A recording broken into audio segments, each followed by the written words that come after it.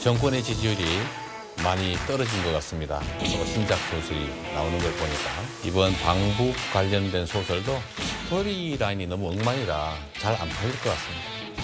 입장에서 증언을 이제 하기로 했어요. 이제는 장복을 보고를 했다라는 식으로 얘기를 하는데 변호사 이득고 이화영 이든데 그럼 어떻게 하시려고 그래요? 하고 제가 강하게 항의를 했어요.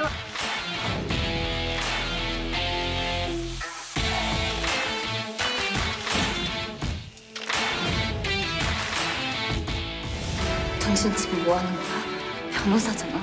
변호사가 이러면 안 되는 거잖아.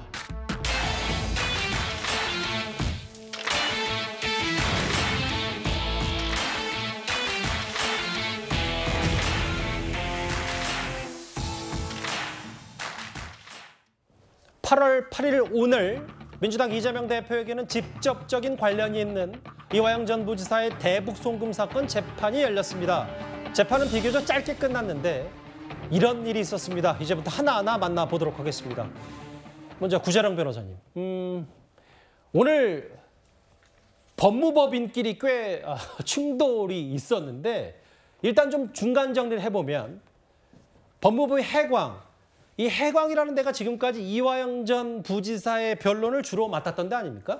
맞습니다. 그리고 이화영 평화부지사께서 저번에 법정 부부싸움이 있을 때 명시적으로 해광이랑 하고 싶다고 얘기했잖아요. 예. 그리고 그거에 대해서 부인하고의 트러블이 있으니 재판부에서 명확하게 정리해와라라고 한 게 오늘 이번 기일이었는데 오늘도 자필 진술서를 제출해가지고 나는 해광이랑 하고 싶다고 명확하게 의견을 밝혔어요. 그러면 이게 더 이상 논란이 있을 수가 없는 건데도 불구하고 지금 전혀 다른 덕수라는 데에서 나왔거든요. 이 덕수라는 데는 위임장은 제출했지만 메인 법인이 아닙니다. 제가 사건 진행 내용을 쭉 봤거든요. 예. 덕수는 출석했다가 불출석했다가 이렇게 반복적으로 나왔다 안 나왔다 했어요. 근데 메인 법인에서는 전체를 파악하고 진행하기 때문에 불출석하는 건 생각할 수가 없어요. 그러니까 여기는 약간 사이드에 있는 법인이거든요. 근데 예. 오늘 갑자기 해광에서는 안 나오고 덕수에서 나와가지고 이게 지금 이화영 평화부지사의 의견과 전혀 다른 문건들을 제출했거든요. 증거 의견서도 내가지고 이화영 평화부지사가 검찰에서 진술했던 거에 대해서 증거 부동의하겠다라고 했는데 이화영 평화부지사가 내 의견 아니다라고 했어요. 맞아요. 그리고 오늘 또 재판부에 대해서 기피 신청서도 냈거든요. 기피 신청서 내는 것도 참 드문 일인데 이것도 이화영 평화부지사가 내 의견이랑 다르다라고 했어요. 그래서 이제 이거는 그냥 철회된 걸로 정리가 됐는데 여기서 더 재밌는 거는 오늘 그렇게 좌충으로 하다가 사임서도 냈잖아요. 맞아요. 근데 이 문건들은 현장에서 손으로 써서 내는 게 아니라 로펌에서 미리 작성해 갖고 오거든요. 항상 들고 다니는 서류가 아니에요. 그러니까 덕수에서는 오늘 사임할 것도 예상을 했던 거예요. 나 오늘 사임할 수 있다는 거 예상했는데 그 문건까지 준비를 해와가지고 좌충우돌하고 법정에서 생각하기 어려운 진행을 하다가 사임을 한 거는 처음부터 이런 식으로 지금 트러블을 만들어가지고 결국 오늘 재판을 공전시키려는 의도가 아니었냐라는 추론까지 해볼 수 있다 생각이 됩니다. 그동안 이화영 전 부지사는 보시는 저 해광과 주로 같이 변론을 함께했고, 근데 이제 부인은 저 해광이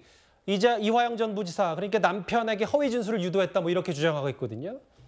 이화영 전 부지사의 부인은 지난번 재판과 최근 언론 인터뷰에서 이런 말을 했습니다. 남편분이랑 입장이 다른, 가족이랑 좀 다른 게 왜 그렇다고? 저도 모르겠어요. 왜 저 사람이 저렇게 됐는지 모르겠습니다.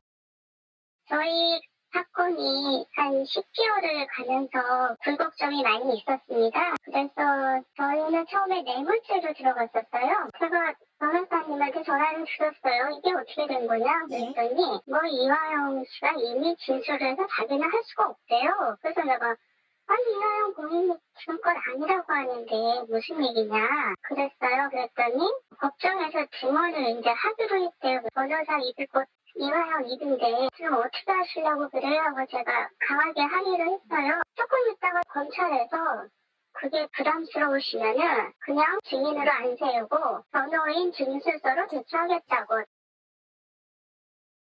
부인은 최근에 저렇게 주장을 했었는데 오늘 이화영 전 부지사의 오늘 공식 입장은 이럽니다. 아내와 오해, 아내가 오해를 했다. 해광으로부터 변호를 계속 받고 싶다. 이게 오늘 좀 핵심이네요.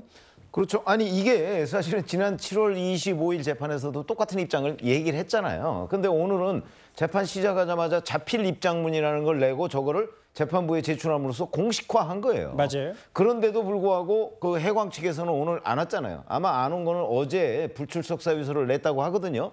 근데 그 불출석 사유서라는 게 결국은 이화영 전 부지사와 이화영 전 부지사의 부인 간에 이제 의견이 엇갈리고 있는데 그 부분에 대한 확실한 정리가 안 됐기 때문에 본인들이 이번에 안 나온다만 이런 걸로 보여요. 그러니까 부부싸움이 정리가 되면 본인들도 변론을 하겠다. 그렇죠. 아니 그러니까 그 부부 간에 의견이 일치돼서 뭐 해광의 저 변호를 계속 받고 싶다 하면은 나왔을 텐데 그렇지 않은 걸로 보이니까 아마 저 부인이 또 개입해서 덕수 측과 이런저런 얘기를 통해서 아마 그 오늘 출석을 시킨 것이 아닌가 뭐 이런 생각이 들고요. 예. 그러면 저 이화영 전 부지사 부인의 의견은 그동안에 뭐 탄원서나 아니면 옥중 편지나 이런 걸 통해서 또는 언론 인터뷰를 통해서 간간히 드러났지만 결국은 본인의 남편이 이재명 대표를 위해서 사실은 진실을 숨기고 있어야 한다. 뭐 이런 생각이 확고한 것으로 보여요. 예. 그러니까 지금도 포기하지 않고 계속해서 뭐 다른 변호인들을